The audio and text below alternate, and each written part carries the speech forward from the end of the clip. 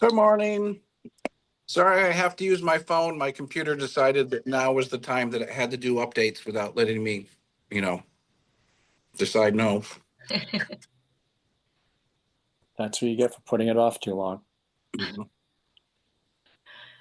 Well, what I love is that I left on Friday with update and shut down. And so it's like I just did updates, Friday afternoon. Mhm. Yeah, but those updates always mean other updates have to take place because there's a new software attached to it. Exactly. All right. I'm trying to think. We're missing Andrea in Austin. Otherwise, I think we're all here. There's 4 of us. We can get started, yeah? Sure. Okay, let's go ahead and do that. Call to the meeting to order at 11:01. Are there any adjustments to the agenda? I don't know if you needed an executive session or not, so I kept that on there, Amy. So Yeah. Okay. I see that you left that on there. I also see that at some point you asked me whether I needed it, and I missed that email. So let's keep it on there, and we can kind of go through that during the evaluation during that Okay. executive session. So thanks. So no adjustments to the agenda. Any public comment? I don't see any members of the public present anywhere.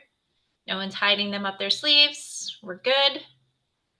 Okay, we'll move on to the approval of the committee minutes from May. Anybody have a chance to look those over? I move we approve. Thanks, Paul. Do we have a second? I'll second that. I can't remember if I read them or not. I know. That's all right. Any further discussion?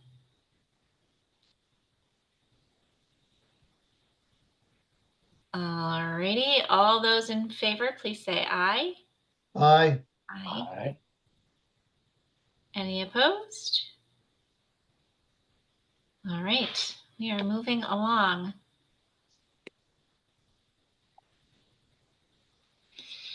All right, so this is a big, meaty agenda. The easy stuff is now behind us. We have big, giant things in the future of the organization and organizations to consider today.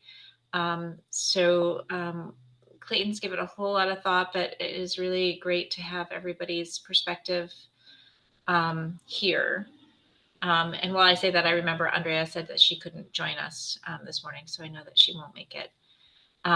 So we'll jump right into looking at the rural transfer. And I think there was an email that went out on Friday that let everybody know that that is going forward.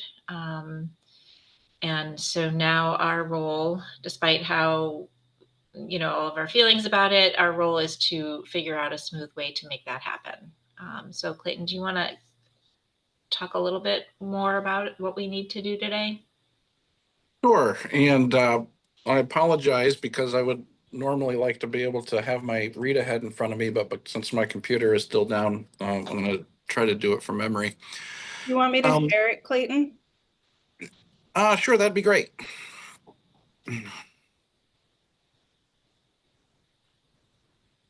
And while Jamie's doing that, I appreciate the way Amy introduced this because I think my feeling is that the way our current committee structure is set up is going to need to be adjusted for this transfer year.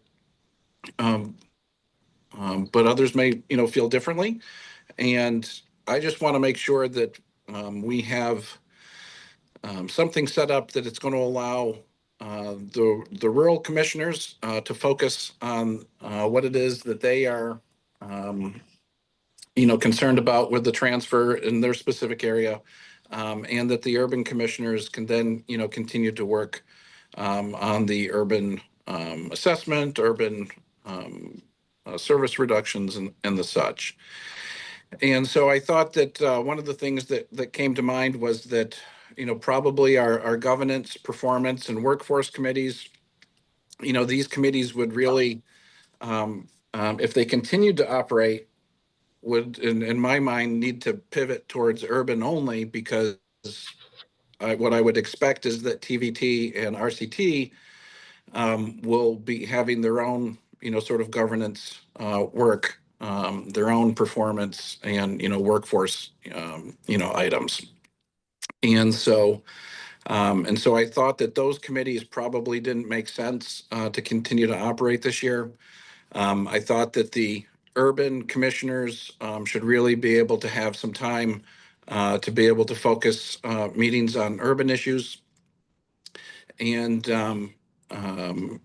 that because many of our volunteer commissioners are going to want to be participating in these other meetings, that we should perhaps consider having an every other month schedule for the full board meeting. When it comes to the actual working groups that would handle the Washington County transfer in one area, and then the Franklin, Grand Isle, and Lamoille transfer in the other, my original thoughts were that, hey, we should, sort of create a GMT ad hoc committee there. But then realizing that it may actually make more sense to have that done by VTrans. I think that would then change our obligations in regards to public meetings and the such, because we wouldn't have a quorum of any of our committees. And essentially, these are going to be working meetings where a handful of GMT board members will be coordinating with staff from RCT or TVT and VTrans. And so I think that an actual GMT board committee may not, be the best avenue for that. I think that leadership, finance, and retirement committees, it makes sense for those to sort of continue as is. And so that was sort of my, vision, for what we would be moving to in the next month or two. But I am all ears if anyone thinks that there is a better path forward that will let our commissioners focus on the areas of concern that they have. And I'll share that I didn't come up with anything better. So I love the opportunity for us to chat today, Bob and Paul, and others, to see if there is a way to make sure that we get from point A to B successfully. Have you had a chance to talk about this with VTrans at all, Clayton? We do know that they were anticipating that FOBL would be convening a monthly meeting. And so I know that they're already considering that. Their initial thoughts were that it would be a sort of a combined meeting, where I would, suggest that it be, specific to each of the transfers. So I think that they're already kind of thinking in this direction anyway. And FOBL is under contract with them to pay for this transfer work. And so again, having him sort of do that, I think under their umbrella makes sense. No, I agree. I think it makes sense to have separate meetings for Franklin, Grand Isle, and Washington. I mean, their needs are probably going to be different. So hopefully VTrans agrees to that. Okay. Well, I guess I'm still a little bit, actually, I'm quite a bit concerned, Clayton, because well, there's two pieces. First, from a Grand Isle County standpoint, if I remember our whole proposal, the only route that physically comes into my county is a commuter route. Correct. So that is still owned by GMT. And it will- as you do, Yep. and as you do your urban board and you focus on your urban activities, Yes. what happens to the commuter focus that our outlying communities are dependent on? Well, I think that right there is going to be a difficult thing for us to navigate, because we're going to be in a situation where our urban service reductions may impact those rural commuters.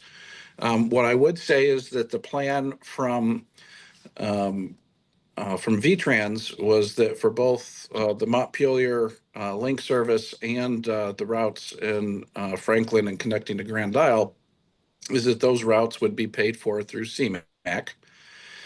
And that means that that there would be that would pay for 80% of the costs, and that would leave only the 20% local match. So the good news is that the amount of money that would need to be generated to keep urban sort of whole, if it continues operating that service, would just be that 20%. And but that is something that I definitely see is going to be a challenge because as we saw last year with the sort of the prioritization that the board had, local service was the top priority, and we're in a situation where if we have to cut another 3 million worth of service, I would suspect that all of those rural commuter connections would likely be impacted. And so in that sense, one of the things that I see is going to be kind of awkward, is that as we have these meetings, there's going to need to be somebody that is going to be looking out for for urban to make sure that whatever is negotiated um, is not going to harm urban in the future. And so that means that we may have yourself, Catherine, Tasha, and Christian, pulling in a different direction than the urban commissioners. And I just think that we need to be open about that and recognize that I'm not sure how we get out of that dynamic. Right. So if you've got an urban board with an urban focus and no, and the rural is, for those of us in the rural area, we're a major client of that urban activity. Mhm. There's got to be some linkage for us to be able to get feedback, have interaction, whether it's with the representatives or even town governance that, city of St. Albans or Swanton or wherever that's trying to do this interaction, or Barry. Yeah. You're kind of breaking our links without allowing us a say in what's going on. Quote unquote, think about the education discussion going on. Yeah, well, keep in mind that the full board is still going to be meeting every other month. And if we decide that there's going to be enough issues that the full board needs to meet every month, then I'm certainly fine with that. It is really something that if the volunteer board is okay with, meeting monthly while having these other, meetings, then I'm okay with that. Yeah, well, I mean, it's not just during transition, it's also afterwards. Yeah. We're still a major customer. And even in this process that now is being put in place, it never really was clarified what would happen with Grand Isle County. Who do I now fight with to try to get local service through the whole county? Am I supposed to be talking to RCT? Am I supposed to be talking about GMT? Because You'll be talking to RCT. Well, both of you showed an interest of not wanting to be dealing with Grand Isle County. So I'm not sure I understand that statement. well, at least early on, they said they weren't interested in service with Grand Isle County. So I think that anyway, that was in context because Cider is providing that service. I took it in the context of future service also. Okay. Anyway, I mean, I can tell you that I've never had the question of whether GMT should be operating, direct service in Grand Isle presented to me, and I've not expressed whether we should or shouldn't. It from my understanding is that people seemed very happy with the service that Cider was providing, and so therefore we let Cider meet those needs. And my understanding is that that's what RCT would be doing as well. Can I pause for a second? Because I think it is a significant wrinkle. I don't remember why those rural commuter routes, the Richford, Alberg, and the others are to remain urban and not go with RCT. I can tell you that originally it was because RCT expressed a disinterest in fixed route service. And so that we would retain the fixed route service. And to me, this is definitely something that, should be negotiated, with RCT, because I'm not sure that it makes sense to drive a 40-foot bus, to Alberg and, deep into Franklin County, that's going to be moving just a handful of people, if RCT is operating, in St. Albans, because that to me is ultimately the state's paying for it. And I can't imagine that that's going to be cost effective. And so let me ask another question, because we looked at different scenarios. The downtown St. Albans fixed service goes to RCT. Mm-hmm. So Yes. the same logic doesn't apply to the fixed route in St. Albans versus Alberg Richford. They do operate fixed route. Their preference is microtransit and Yeah. other. The plan would be that they would be doing the local fixed route service, which would just use the smaller buses that are available in FGI for that local service. I think the issue is that the connecting service that would come from downtown Burlington and then go to Alberg, that would be a city bus. And so that's again something that it just needs to be negotiated, because it was laid out in the plan this way, and it may be that that's the way we do it, but it's something that we're going to have to figure out, and something that we can't avoid the fact that when we were one single entity, the local match was largely paid by VTrans for the rural side, and I'm not sure if they're looking to continue to do that. And if they're not looking to continue to do that, my understanding is that they're going to want RCT and TVT to go out into the community to get their local match. That does mean that, those local communities are going to have to be, contributing where right now they're not. But that's not going to be a GMT, not because of GMT's Urban's operation. That's going to be, between VTrans, RCT, and TVT. The only place where we'll have that intersection is when it comes to paying for the local match for those long commuter services, because typically, there has not been a contribution, from those local communities for that. So And Bob, I'm going to ask one more question and then I will Yeah. turn it back over to you. But is there in the year to come, Mhm. as we look at rural transition, how much room do we think that there is to negotiate some of this, right? So Mhm. that, Alberg residents in particular, and Richford folks, I'm more familiar with Grand Isle, Washington County, Mhm. that is there room to negotiate how that functions? To protect it from any urban route cuts that we have to make, but also Mhm. maybe to maximize those services, or even Yeah. increase those services. Yes, and to me, that's what those meetings, between VTrans, RCT, and us, that's when those negotiations will happen. Okay, Bob, turning it back over to you. Well, I'm not offering a solution or even looking for one Okay. yet. I just don't want to get, I think there's some potential major things that still have to be understood before we get too far down this path now we're working on. And those are things for prior to the dialogue that have to take place. But I just don't want to lose our ability to feed back to GMT when you're still a provider within our other regions.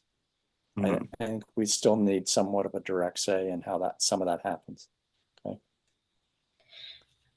So with that If that said, makes sense. it does. I don't know that I can triple the number of meetings that I go to, but I would like to be able to pop in and out of meetings just to kind of hear what's going on. rural and urban, both because I have a rural interest and because I want to see the big picture. That's how my brain functions best. I don't know that I can commit to doing all of the meetings, but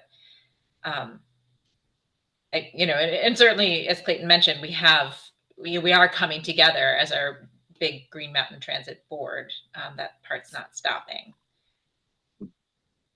And perhaps then it does make sense for us to continue to meet monthly so that as these issues arrive, then the full board, can chew on them.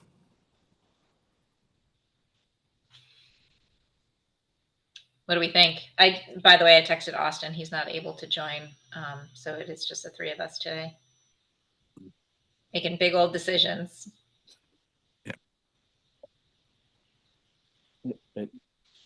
I think it's easier to schedule the meetings and then cancel it when there doesn't appear to be an issue that needs to be covered.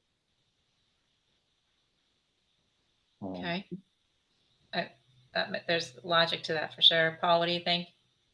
Yeah, I think I was thinking the opposite direction of calling a meeting if you needed it, but scheduling it and canceling it is probably better. And so does that leave Grand Isle County with urban or rural? I would say that Grand Isle County would be part of the group that would be meeting for the RCT transfer. Okay.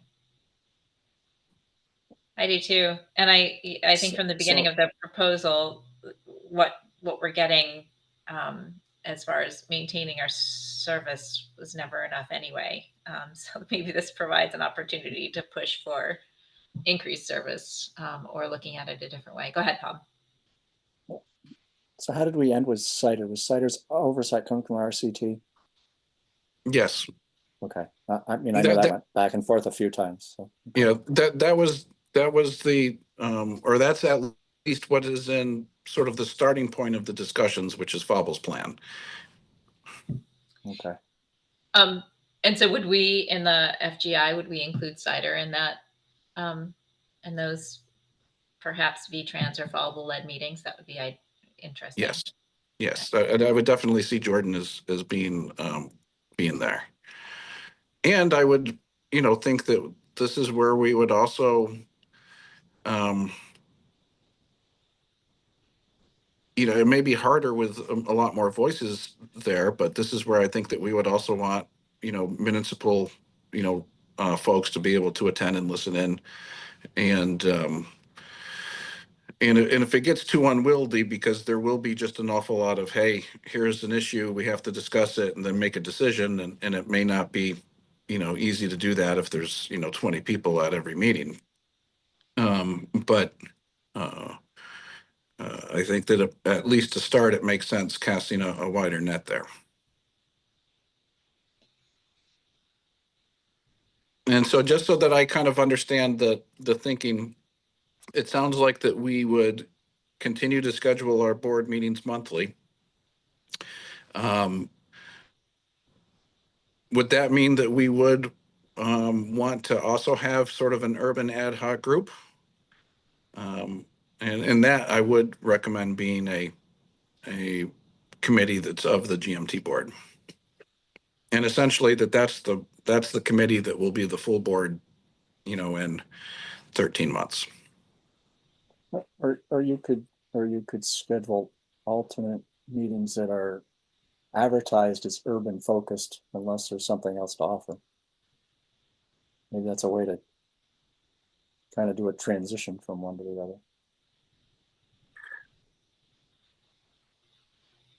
Meaning that there will be an urban committee, but there may be times when that urban committee is going to be approached with an issue that may be impacting Franklin, Grand Isle, Washington counties. I guess the other way I look at it is you would alternate meetings are urban only focused on your agenda. Mm-hmm. And so it can almost be optional for the rural people to participate in, unless there's a specific rural issue we need to throw on the agenda for that meeting. Yeah, I would see it. And this is where, I just see it, urban assessments, urban service reductions. that type of stuff, because I'm not sure that, except for where it impacts the commuter service, I don't, know if the rural commissioners want to spend too much time on, figuring out what the best urban assessment methodology is, or which local, Burlington, South Burlington, routes need to be, modified for the service reductions. And so that's really what I would see for that, urban committee. Yeah. No, I just kind of see it as a hybrid between your suggestion and my twist, to not lose us if you need us. So you, Okay. So in other You still words, do schedule your- monthly meetings and the opposite. So it'll be everybody meeting, let's pretend July, and then August will be scheduled, but it'll be, urban focused unless there's something that the rural folks need to join. And then September is everybody. And then October is urban unless there's something that rural needs to join. Right, Bob? yes, I think that's a good direction, and maybe just point out that we still do have a board of GMT that Yep. needs to focus on the entire organization for a while, because we're not separate yet. Yeah. And I would recommend that we advertise that as a committee meeting, because otherwise we would, if the rural commissioners don't participate, we could have quorum issues. So we would advertise that, say, like July will be the full board meeting. August would be the quote unquote urban ad hoc committee. And then they would alternate for the next year. I think that makes sense. how many rural people can you lose and still have a quorum for the full board? So effective in July, our board will be 13. And so with 4 rural commissioners gone, that would be 9. And so that means if we had less than, So you need 7 for a board meeting. So- right. So we would only be able to, if we could have 2 urban commissioners miss in order for it, for the committee to have quorum. And are we still counting Nope. Phil? That's with Phil gone. Okay. So, and with your alternates, that may not, you might be able to get away with still having quorum without us, but anyways. Mhm. 7 with your extra 2. If you We would call know it in advance. Yeah. Right, we so would know if in if everybody kept the meetings on their schedule for monthly, we would know, the warning days in advance, whether it's going to be a committee or it's going to be a full board meeting, right? Mm-hmm. Yes. I think we could do this. Yep. If you call it a committee, then it can't make any decisions. And I wonder if that makes sense, particularly if you have some rural people there ready to make decisions. So why You could- can't a committee make decisions? Our charter doesn't authorize committees to make decisions, I don't believe. Well, we would make decisions that would go to the full board. Right. Yep. To make recommendations. Right. And so, and some of those recommendations may just be that, hey, for the next 6 urban meetings, we're going to come up with a whole bunch of stuff that on our first day as an urban only operation, we'll then enact. So it doesn't necessarily, the actions don't have to flow, at each meeting. I'm afraid you're making it too complicated by trying to make a committee that runs it on the same schedule. I think you still call it a regular board meeting. If you have enough advance notice that there's a quorum issue, twist a few arms of a rural person or a rural alternate to come in and cover. But since we all have alternates anyway, there should not be a problem with trying to get quorum without us. Okay. Well, we can try it and see what happens, right? Yeah. We have time and we have flexibility. Yep. So let's try it. And so we'll do that. And then we're in agreement about governance, performance, and workforce, or should we discuss that? We should discuss it. I know that workforce hasn't been meeting, and I'm not sure how often performance has been meeting, and we canceled governance, so they're not functioning well currently. Well, Um, and the issue that I see is that we have, 3 rural commissioners running these committees, and frankly, I think these rural commissioners should be focused on the transfer. And like just picking on Catherine with governance. Is there any business, Clayton, that really needs to be done by these committees? I mean, if something comes up, you really think they need to meet, they probably would meet. So in the meantime, you could say, no, let's not meet, unless there's a business that really have to deal with it. So you were still keeping finance going, right? Finance is obviously critical. Finance and leadership. I guess the only other one, I think maybe governance, if you're still trying to prepare to get things ready, but it's kind of a subset of what's going on with your separate breakouts anyway. Yeah. And it also, I think Amy's the only urban member of governance, which is why, do we want our rural commissioners drafting urban governance? Because I don't see could I that. please? Yeah. I mean, yeah. I generally have found that everybody has been super objective, right? So Oh, yeah. I don't see, I see when people are chiming in that they really, for the most part, are really whole organization, what's best for transit. So I've not seen bias, and I certainly have no problem with that, but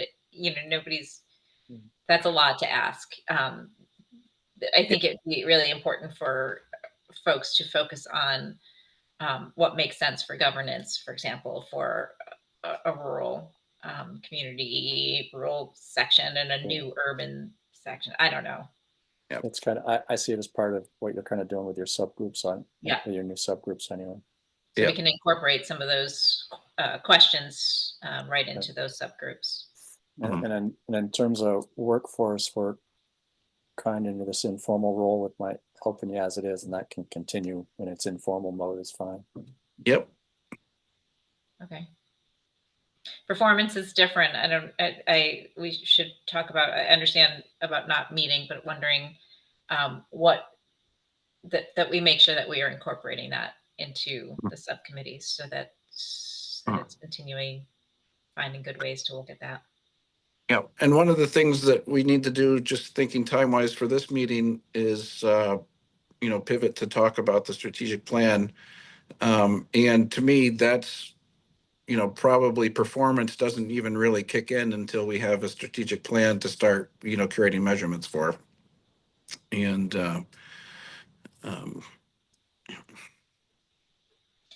I'm okay pivoting. Bob and Paul, are you okay pivoting to talking about the strategic plan?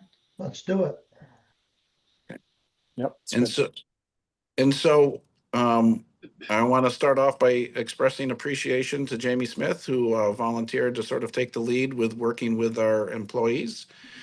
We've had a group of folks who have similarly volunteered that they want to get together to work on this. And I think that their initial meetings, I really like the direction that they're moving in. And so I'm going to turn it over to Jamie, and we'll go from there. Thank you, Clayton. So we have been meeting. We have a small internal working group that's been focused on the strategic plan, and we basically started from the really comprehensive 6-page strategic plan that we drafted in FY24 that you all had approved as part of the transit strategic plan, like the big 12-chapter document that we were working on, and then we sort of had to pivot.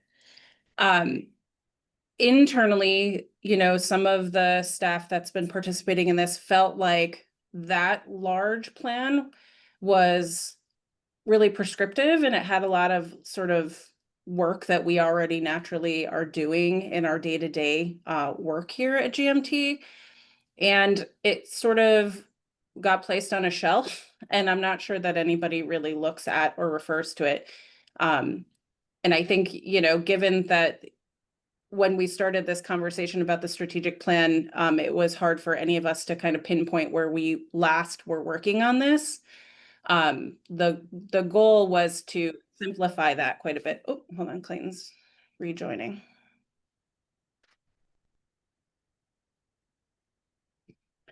And so we took that original strategic plan and then we whittled it down to a small bulleted list with a number of goals. And then last week we had another internal meeting as part of our internal working groups that we're doing once a month with the whole staff.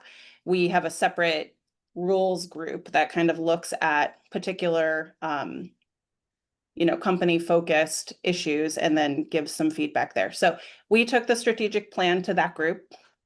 And then as a group, we decided, the most effective strategic vision is something that everybody can kind of remember, right? Everybody, it's ingrained in everything that we're doing.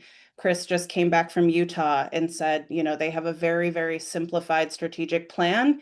And when you talk to their staff, they all can tell you what the strategic vision is for the organization, and they don't have to think about it. It's all just part of their day-to-day. So with that intro, let me just share my screen here real quick.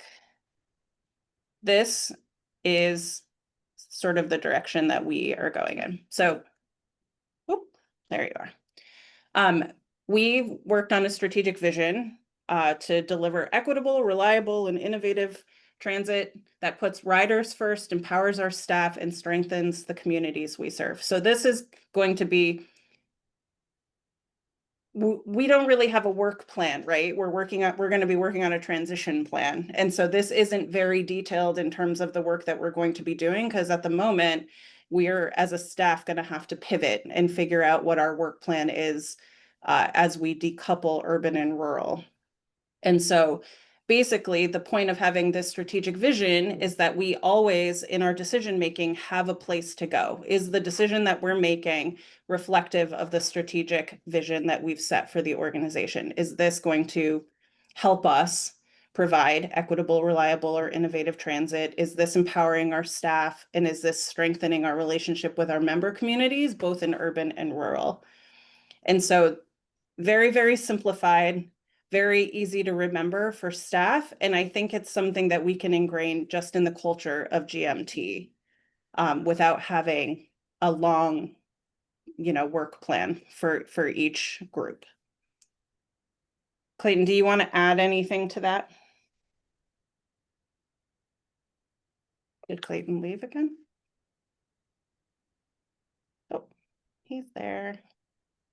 Here we are. We've been Zooming for 5 years now. And I still don't know to unmute myself. So, one of the things that I like about this is it kind of emphasizes the three legs of the stool that are critical for us. And I think that we have, perhaps not, focused on some of the other legs. And so obviously rider focused, we want to make our, sure that our service is, meets the frequency, meets the, quality, that our riders, want. And I think that, so obviously, leading with that, I think makes sense. But when I also think about the challenges of the past, decade, I want to make sure that this, plan is also going to help us make sure that, we are keeping track of the health of the organization's employees, and that if we have something like the reductions in administrative staff that we experienced, that we have systems in place that will identify that. And then when we look at the community focused, I feel that one of the things that it's really sort of hampered us at the State House is been that since we have focused on our service and not really telling our stories to the communities, that we have a reputation that's not necessarily super positive. And so, I want to make sure that our strategic plan also represents or recognizes that in order for us to be successful, the communities that we operate in need to look at it as positively, and, you know, and our funding sources look at it as positively. And so that's why I think that we need to have, to be able to tie our activities back to these, you know, three main functions. And some of the work that we're already doing kind of ties back to these already. We're starting our rider engagement group, our stakeholder and partner engagement group that sort of ties to the rider focus and community focus. Yeah. And internally, we've, you know, started the employee all hands meetings, which is looking at our staff focused issues and trying to make improvements there. And I think that, you know, when it's not that I want us to jettison the work that was in those longer strategic plans, but that work is more like work plans as opposed to a strategic vision. And so I just see that as being slightly different. I think that's fine. A question I have is about environmental impact. Mm-hmm. You know, thinking about debates over electrification. It's not, I know this isn't a done deal. So I'm just trying to think through, like, you know, how do we continue to have that conversation when we're, you know, when it's not currently in this draft? Innovative, maybe, but maybe not. And I think those are part of the questions we have to answer about ourselves. Is that, you know, is the environmental impact of transportation a strategic goal of ours, right? Is it something that's important to us? And I don't think this captures that. And I think the other big debate that we've had is about fare free. And so again, I think those are the things that we need to kind of debate together to see how, where we land and what is part of our strategic plan. Or our vision. So I actually disagree with your assessment, Amy, because when I think about fare free, all right, that's a rider focused issue. It's going to fall under the rider bucket. When I think about the environmental, that this is the best way to reduce congestion, this is the best way to have, you know, better air quality in the Burlington area. That's how we're making our community better. And so what I don't want is for this top level vision to have anything more than three. And then in each of these buckets, it will expand, you know, like a tree, and have a lot of different branches. And can I add to that? So one thing that we found when we started working on the, like, breaking down the bigger plan is, for example, Matt was on the committee and he said several times, oh, well, that's in the 5-year capital plan. That's in the board approved 5-year capital, you know? So I think that there are other places organizationally and at a board level where we talk about these things and we incorporate them as part of just our work plan and our future plans. The capital project 5-year plan is not going to go away. And so I think that still exists there, but I hear what you're saying about it feels like it's lacking here.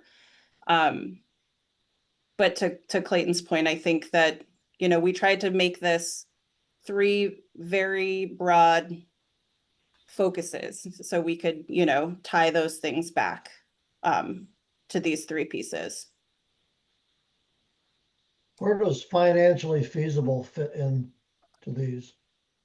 I would find that to be the community focused, because we have to, our funders, whether at the state or at the municipality, have to feel that they're getting good return on investment. And this is where we need to make sure that we are reaching out to people who aren't our riders.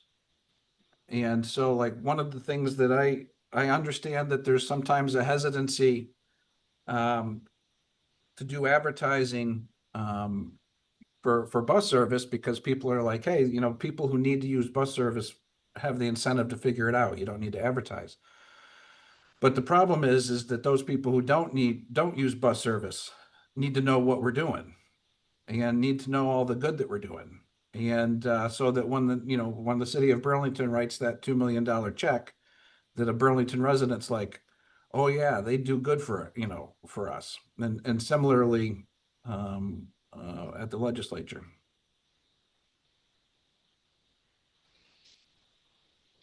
Paul, I'm glad that you brought the financial piece into it because just as an example from our where we were in the last strategic plan to how we kind of changed thinking, like one of our goals in the last plan was to increase the rider experience by adding all these new technologies. But then organizationally, we don't have the funds to add those technologies. And so it's sort of like, where there was a bit of a disconnect in being able to actually accomplish the goals set by that strategic plan. And it was basically hinged on our financial situation.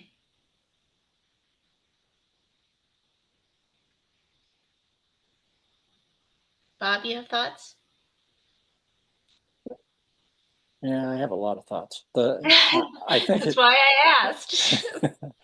I think it makes sense by trying to break this down in three pieces. The other way I look at especially the strategic vision, is in something you do in any role in the office or out on the road, when you do something, it's like, am I doing something that meets our vision, or am I doing something that's a waste of time? So you should be able to look at this and say, yes, I'm taking this route because it's the best way to take it for the rider, or I'm waiting here at the right time because it's the right thing to do, or I'm mopping this floor in the right direction so the staff can get their work done to meet the customer. It's just everything we do needs to be able to fit as satisfying the vision, right? So it may not always be obvious, but it should be. Yeah. One of the things. So anyway, that's the first thought that's running around in my head. So. Well, here, I'll let you get your other thoughts before I respond. No, go right. That's good. Okay. As folks may know, I spent some time in the military. Most of what I learned in the military, I decided was not applicable outside of the military, and I jettisoned it. But one of the things that I really liked was how they handled their their total quality management. TQM was, what I think that they called it at the time. And what I liked about it was that the lowest airman that was out sweeping the fly line, we're actually talking about, like going out and sweeping a runway, knew exactly how sweeping the runway, tied directly into the Air Force's strategic vision of bombs on target. Because, hey, by me doing this allows that allows that allows that allows bombs on target. And that meant that people didn't have to think too much to know how they fit into, the mission. And, that's really exactly what you were saying, Bob, that, I want, whether it's a driver, mechanic, custodian, Army of One HR director, I want them all to like sort of know, hey, this is how I, fit in to this organization. What are the next steps, Jamie, that's happening? So the next steps we're just gathering feedback today, and then we are happy to present this to the board once, the leadership committee feels like it's ready to go. And so I definitely see, coming back to the leadership committee at least one more time before we, present anything else to the board. I mean, this doesn't stand alone, obviously. And you mentioned total quality management, and then that's another whole process. But the basis of that process would be for people to do good work in support of this strategic mission. Yep. Absolutely. I think that what we would want to do for the next time we're here is refine this top level and then start looking at some of the, the levels underneath. And then as Paul just indicated, that's when we can start thinking about, well, what are the measurements, they're going to help let us know whether we're meeting these things. Okay. That works for me. Mhm. Any other thoughts or comments? No, that sounds good. Makes sense, Jamie. Great. Thank you, Jamie. Thank Thank you for good work. Yes, definitely. All right. So the last thing on our agenda is an opportunity to continue with our evaluation of Clayton's job performance, which is something that we would do in executive session. We did have the opportunity to poll board members and alternates and Clayton. And so we have a little bit to discuss. And then nothing following that. So if I could switch the agenda up and ask if there's any commissioner comments now, we could do that. And then I would entertain a motion to have a finding and movement into executive session. Are there any commissioner comments? That's an adjustment to the agenda, Amy, but I'll let it pass. My novice, my novice roots are showing. Good for I you. think I think you're allowed to change the order without saying it at the beginning of the meeting. You're not allowed to add items that require action. That's where you get into trouble. Okay, I'm not doing that. And if it makes people comfortable after we come back from executive session, we have an opportunity to make commissioner comments. So we'll go with that. I think we've made enough. With that, I'll make a motion that let's see, do we need two motions? I think with personnel, we can just do one motion. I make a motion, we go to executive session, discuss a personnel item. And are we inviting Clayton? We're doing this without Clayton, right? So it's just. I would like just Clayton the to be board there. I members think it's time. themselves. Oh, yeah, Nope. and I invite Clayton to join us. Okay. I'll Do we second want the motion. Stephanie too, or just me? Stephanie, you want in? Whatever you want, but happy to be in, happy to not be in. It's completely up to you. I'm at a loss. I don't know the right process. Are you Makes no actually difference. are you actually delivering information to Clayton? I was planning on it. So I don't think I need to be there for that. I think that's Okay. a conversation that y'all have with him directly. Okay. So using the word jettison, we will jettison everybody except for Clayton, Bob, and Paul and myself. So Clayton, are you gonna be Oh, coming? we have to vote on that, by the way. Any further discussion? Stephanie, what were you going to say? Someone needs to be host of the meeting. I just changed Clayton to the host. Okay, thank you. Wonderful. Thank you, Stephanie, for that. Any further discussion? All in favor, please say aye. Aye.